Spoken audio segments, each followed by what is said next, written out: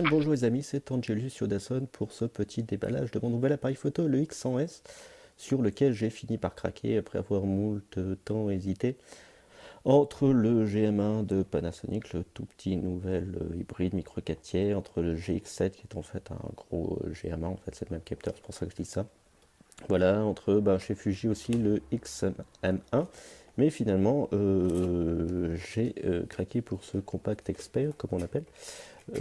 Le X100S qui est donc l'évolution du X100 sorti il y a 2 ou 3 ans de tête chez Fuji. Pourquoi j'ai pris celui-là, je détaillerai un peu plus dans l'article, mais en gros parce qu'il a un super capteur de la mort qui tue, qui font des belles photos de la mort qui tue, et c'est un peu ce que je cherchais en fait. Un bon capteur qui fait de belles photos dans un boîtier tout compact, parce qu'en fait c'est un compact expert comme on dit, parce que on ne peut pas changer les objectifs, je dirais que celui-là est tout rikiki, mais super lumineux vu qu'il ouvre à 2.8, voilà. C'est un équivalent 35 mm en 35, c'est ça, c'est un 23 en fait, mais comme on en appelle C, on multiplie par 1,7. Voilà, voilà. Alors, je vais donc ouvrir la boîte. Dans la boîte, on trouve, eh bien, tout d'abord, on trouve, hop, tous les bouquins garantis, tout ça, de comment ça marche. Il faudrait que je lise un jour.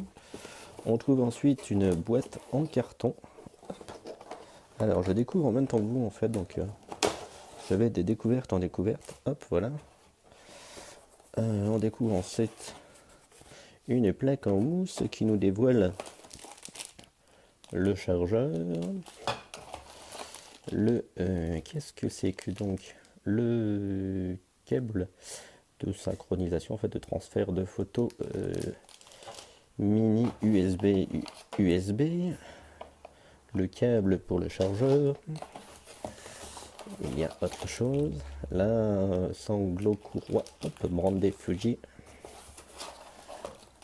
La batterie. Hop, alors pour ceux qui aiment les chiffres, c'est une batterie, attention, mise au point de l'iPhone. Ou pas. Voilà, si. C'est une batterie de 1700 mAh, 6,2 watts. Voilà, enfin, c'est généralement les milliampères qui sont intéressants. Hop, oh, encore un truc, c'est, je ne sais pas ce que c'est, mais c'est un truc.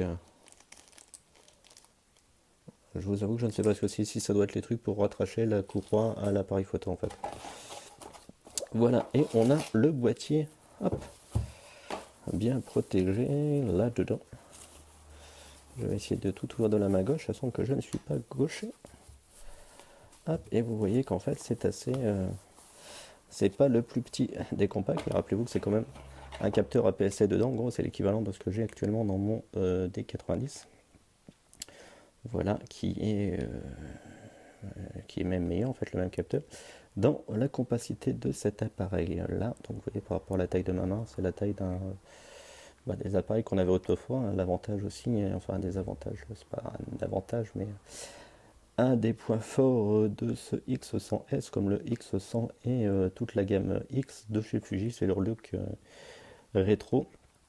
Pourquoi qu'il est bien, donc, à part son super capteur, c'est qu'il a aussi un capteur, pardon, je dis des bêtises, c'est la fin de journée, un, je vais y arriver, un viseur, voilà, un viseur optique, hop, vous voyez à travers, qui est à la fois optique et à la fois électronique quand on veut, on change, hop, avec la petite molette là, et du coup on a les informations dedans. Quand on a la batterie, on a un petit écran, je vais vous faire la petite prise en main, hop, on a bien sûr deux molettes, une là et une là, hop, là pour les vitesses, voilà, là c'est pour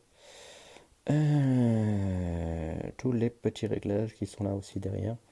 La fameuse touche, nouvelle touche Q pour ceux qui sont chez Fuji. Vous pouvez avoir les menus rapides, voilà, c'est assez compact. Je vais aller vous chercher tout à l'heure après un superbe effet au noir grâce à iMovie, le D90 pour le mettre à côté et vous verrez la différence de taille. Donc j'ai sorti le D90 que je ramène un petit peu dans la lumière.